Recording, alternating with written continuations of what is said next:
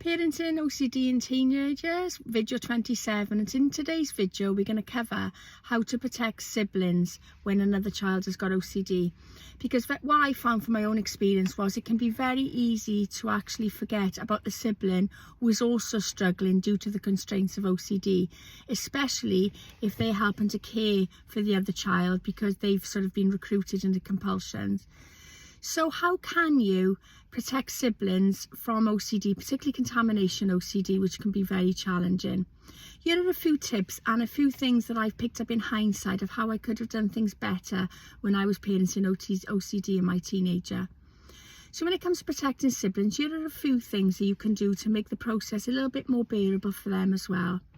First of all, just acknowledge to them how difficult it is for them as well.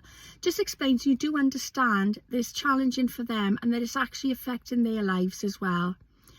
Number two, thank them for their help and support as well, because sometimes just a little thank you goes a long way, just acknowledging and thanking them for their support. Because I know for me, if my younger daughter hadn't helped out in the process and been so understanding, my daughter would have taken us so much longer to recover from contamination OCD, no question.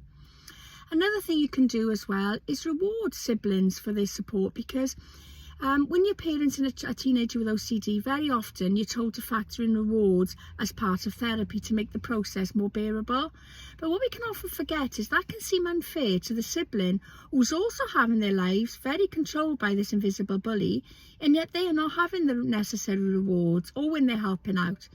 So what I would have done in hindsight is I would have introduced some sort of reward system for my sibling as well.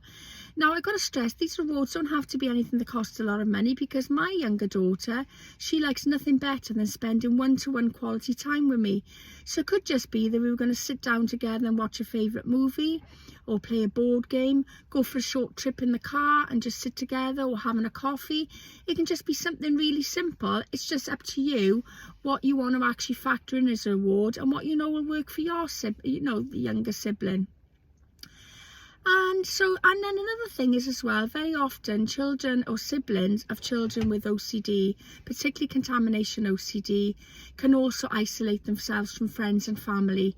So another tip I would give is to actually find ways of helping the sibling socialise with their friends. I know sometimes, particularly contamination and OCD, this can mean doing it in secret, because the other child who's suffering from contamination OCD can freak out, thinking that by mixing with these people who pose a risk could bring the contamination OCD into the house.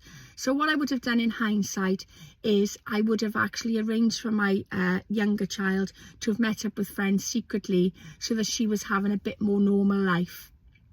So hope that's helped today on video 27 of parenting a teenager with OCD. Don't forget to subscribe and like my channel, and that'll ensure then you see any future videos I make, because I do make regular videos on the topic of parenting OCD and teenager tips.